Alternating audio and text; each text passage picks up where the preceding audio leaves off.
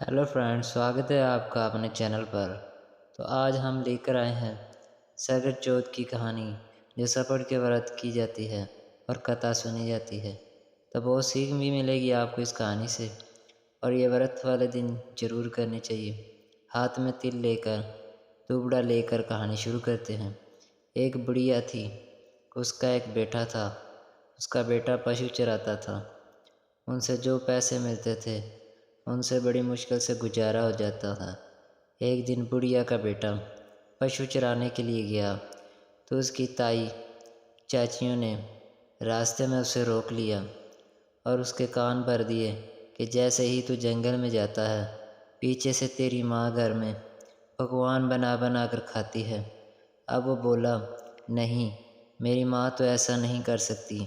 चाची और ताई बोली, अगर तेरे को विश्वास नहीं होता तो जिस दिन अपनी डेली टाइम भी तो आता है, उससे पहले थोड़ा आकर देख ले। लड़के ने सोचा, ठीक तो कह रहे हैं, आज मैं घर जल्दी जाऊंगा। वो घर जल्दी आ गया।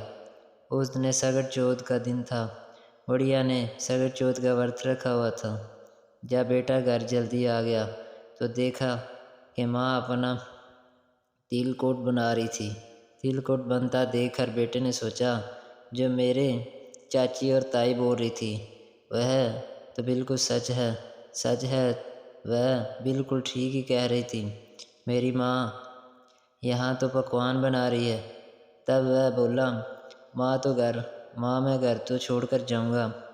अब इसकी माँ बोली, बेटा घर क्यों छोड़कर जाएगा? तब उसने कहा, माँ, जब मैं घर से चला जाता हूँ, मैं तो सारा दिन मेहनत करता हूँ, पशु चराता हूँ, और तुम पीछे से पकवान बना बना कर खाती हो, वरना मेरे लिए बचा कर क्या रखती हो, और ना ही मुझे बताती हो, अकेले अकेले ही खा लेती हो। मैं तो घर छोड़कर जा रहा हूँ। अब बुढ़िया बोली, बेटा, मैं तो सगर चौथ का व्रत कर रही हूँ। आज मेरा सगर चौथ का व्रत था, इसलिए मैंने तिलकुट बना लिया था। बेटा नहीं माना। बुढ़िया समझ गई ये किसी की सीख में आ गया है। सीख खाया या पढ़ाया हुआ है, मानेगा तो नहीं। तब वो बोली, बेटा ये तिल के दाने ले जा, और जहाँ भी तुझे मुसीबत आए, तेरे ऊपर संकट आ जाए, ये तिल अपने चारों तरफ डालकर, मतलब बूर कर चौथ माता को याद कर लेना। अगर मैं तेरी नाम की व्रत करती हूँ तो सारी मुसीबतें, तेरी संकटें टल जाएंगी। वो तिल लेकर चल दिया। चलते चलते वो एक जंगल में पहुँच गया। आगे शेर खड़ा था। वो शेर को देखकर डर गया और डर के माँ कांपने लगा। तभी उसको याद आया कि माँ ने तिल दिए थे। वो तिल अपने चारों तरफ भोर कर बैठ गया और बोला, ऐ चौथ माता, अगर मेरी माँ मेरे काम का व्रत रखती होगी तो शेर गाय में बदल जाएगा, नहीं तो मेरा मरना पक्का है। वह बुढ़िया अपने बेटे के नाम का व्रत करती थी। तभी चौथ माता ने पुकार सुन ली और वह शेर गाय में बनकर पूँछ हिलाता हुआ चला गया। अब बुढ़िया के बेटे आगे बढ़ा। नदी बहुत उफान करती हुई आ रही थी। किसी ने सोचा, अगर मैं नदी पार करने जाऊंगा तो डूब ही जाऊंगा, अगर यहीं रहूंगा तो जंगल में भूखा प्यासा मर जाऊंगा। तभी उसको फिर से याद आया, उसकी माँ ने उसको तिल दिए हैं, तो इसने वो तिल निकाल लिए और पोड़ कर बैठ गया। और फिर क्या, हे चौथ माता, अगर मेरी माँ मेरे नाम का व्रत रखती है तो ये नदी रास्ता छोड़ देगी, नहीं तो मैं डूब जाऊंगा। इस तरह नदी अपना बीच में से फट गई और रास्ता निकल गया। तो वह आगे गया। एक बूढ़ी माँ पूड़े बना रही थी। पूड़े बनाती जाए और रोती जाए।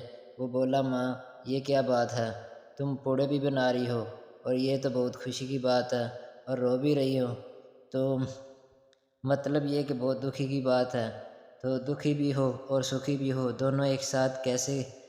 तब वह बुढ़िया माई बोली, बेटा, इस नगरी में आवा पकता है जो कि बहुत ही बंदों को निगल लेता है। तो एक आदमी इसमें बिठाया जाता है, और आज मेरे बेटे का नंबर है। मेरा एक ही बेटा है और वही आज जल कर मर जाएगा। ये सोचकर मैं बहुत दुखी हूँ और रो रही हूँ और आज अपने बेटे के लिए पूड़े बना रही हूँ। वही हूँ क्योंकि आज वो मेरे हाथ का खाना आखिरी बार खाएगा। तब वह बोला, माँ ये पूड़े तो मुझे खिला दे, तेरे बेटे की जगह आज मैं चला जाऊँगा। तब वह बोला, बेटा पूड़े तो जितने मर्जी खा ले, पर किसी की आई में क्यों जाता है। तब वह बोला, नहीं माँ ये बात नहीं, तू मुझे पूड़े खिला तो सही, फिक्र न करे मैं चला जाऊँगा। तो इसने पूड़े खाए और पूड़े खाकर बोला, माँ मुझे नींद आ रही है, मैं इतने में सो जाता हूँ, जब राजा के सिपाही आएंगे तो मुझे जगा देना। वह ये कहकर सो गया। राजा के सिपाही आए और अब वो बुढ़िया माई एक करे अपने खाट के चारों तरफ देखती हैं और डंडी मारती रही कि किस तरह ये बेटा उठ जाए। अब वो किसी के बेटे को कैसे जगाए। तब जैसे ही थोड़ा खटका हुआ तो वो बेटा अपना जाग गया, उठकर बैठ गया और बोला, माई बोला बुलावा आ गया है। तब वो बोली, हाँ बेटा बुलावा आ गया है। तब वह उठकर सिपाहियों के पास चला गया और वहाँ पर देखा एक आवा पक रहा है और उस पर बैठना है।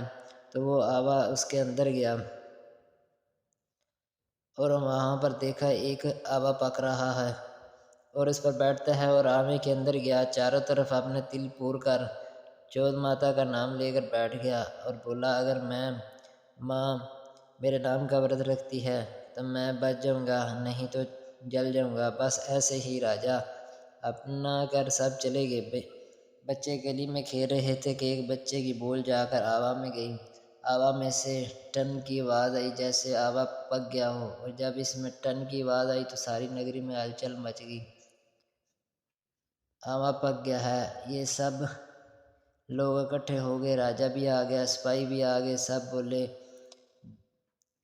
जी आवा तो 6 महीने में नहीं पकता, तो वो तीसरे दिन में कैसे पक गया, तैयार हो गया। तो राजा ने कहा, उतार कर देखो इसमें क्या है। तो सिपाही जैसे ही मटके उतारने लगे तो अंदर से आवाज़ आई, भाई धीरे धीरे।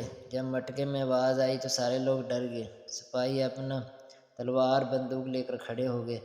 देखे भाई इसके अंदर क्या है, कोई इंसान है या भूत है, क्योंकि आज तक इतनी जल्दी आवा नहीं पका ही नहीं। इसमें कोई जीवित बाहर निकला। तब वही अंदर से बुढ़िया का बेटा बोला, भाई मैं भूत हूँ, भूत नहीं हूँ, ना ही कोई पेशाच हूँ, मैं तो एक इंसान हूँ।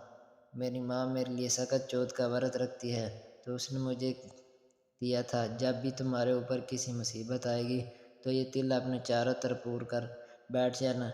मैंने चौथ माता को याद लेना।